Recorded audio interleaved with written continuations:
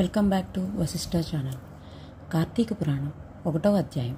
వశిష్ఠముని జనక మహారాజుకు కార్తీక మాస విశిష్టతను తెలుపుట.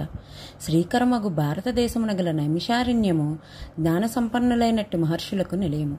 పళ్ళు, కాయలు, పువ్వులతో చెలువందు వృక్షాలు, చెట్లు, లతలు, వాటిపై చిలుకలు, గోరువంకలు, చక్రవాకములు, హంసలు, మయూరములతో ఎంతో ఆహ్లాదాన్ని కలిగిస్తుంటాయి.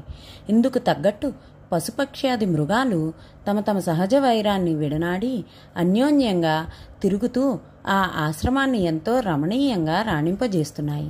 యజ్ఞ యాగాది క్రతువులతో, పురాణ ఇతిహాస ప్రవచనాలతో, వేదాంగ మీమాంసాది చర్చలతో భూలోక స్వర్గధమంగా ప్రకాశిస్తుంటుంది.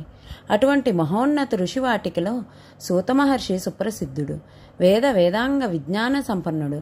పురాణేతిహాస చరిత్రలను క్షుణ్ణంగా తెలిసిన విజ్ఞాని. భూత భవిష్యత్ వర్తమానాలను గుర్తెరిగినవాడు. మధుర మంజుల వచో సామర్థ్యముతో సమస్తము సవిస్తారముగా చెప్పగలిగే మేధావి. సాక్షాత్ భగవత్ స్వరూపుడాయన. ఈ మహనీయుని కారణంగా నైమిసారణ్యము సకల విజ్ఞాన క్షేత్రమై మానవ ధర్మ ప్రబోధకమై ప్రకాశిస్తున్నది. ఒకానొక దినాన నైమిషారణ్యమున గల ఋషులందరూ సూతమహాముని ఆశ్రమానికి వచ్చారు. వారందరినీ కూర్చుండజేసి అందరొక్కటై వచ్చిన కారణాన్ని చెప్పవలసినదని అడిగాడు సూతమహర్షి. అంత సౌనకుడు సూతునకు నమస్కరించి, మహర్షి, మీ వలన మేమెల్లరము సమస్త వేద విజ్ఞానముతోనూ, కర్మ ధర్మాచరాలతోనూ, యజ్ఞ యాగాది జపతంపములతోనూ వర్ధిల్లుతున్నాము. మీ వల్ల కార్తీక మాస మహత్యమును వినగోరి మీ వద్దకు వచ్చిన వార్లము. హరిహరులకు ప్రీతిపాత్రమైన కార్తీక మాసము 30 రోజులు పరిపూర్ణ పర్వదినాల మాసమని, స్నాన జప తప దినాలకు అపారమైన ఫలసిద్ధి కలుగుతుందని విన్నాము. అంతటి విశిష్టత గల కార్తీక మాస వైనము యావత్తును వివరముగా విశేషాలతో వివరించి మమ్ము కృతార్థులను చేయవలసిందని వివరించాడు సౌనకుడు. మునిజన శ్రేష్ఠులారా, మీ అభిమతము ఆమోదదాయకము.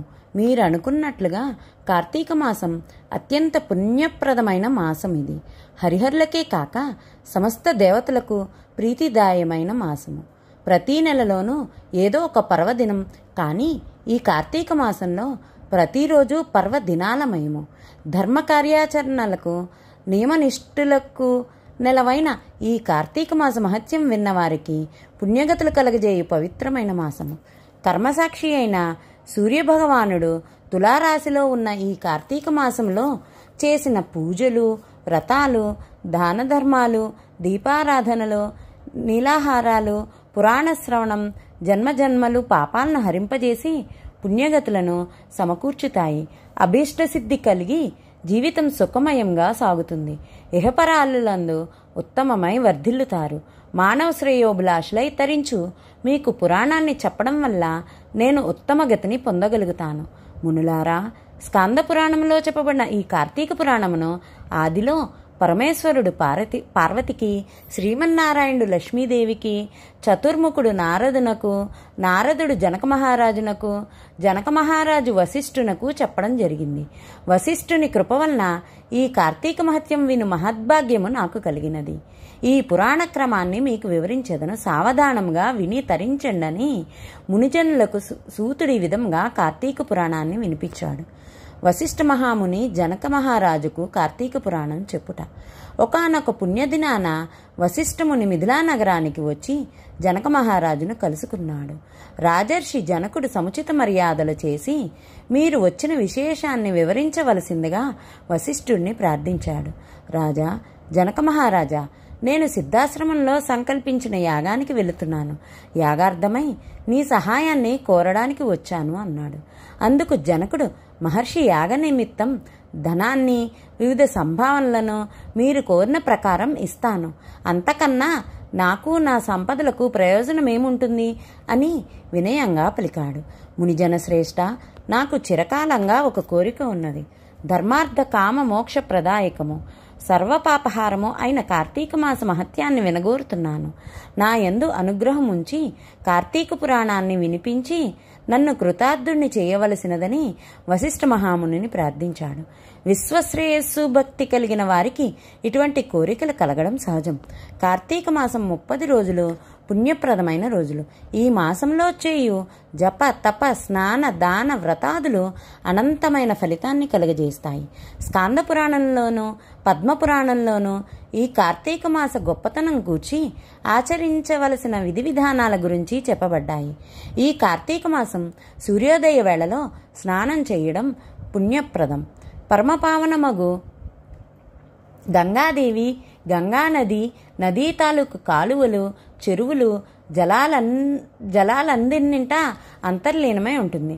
స్నానంలో పరిశుద్ధము, పుణ్యప్రదమైన తనువుతో చేయు దానాలు, వ్రతాలు అపారమైన ఫలితాన్ని కలుగజేస్తాయి.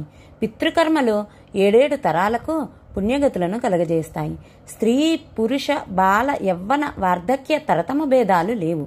జనక మహారాజా, ఈ కార్తీక మాసం 30 రోజులు హరిహరులకు చాలా ప్రీతి అయినట్టి రోజులు.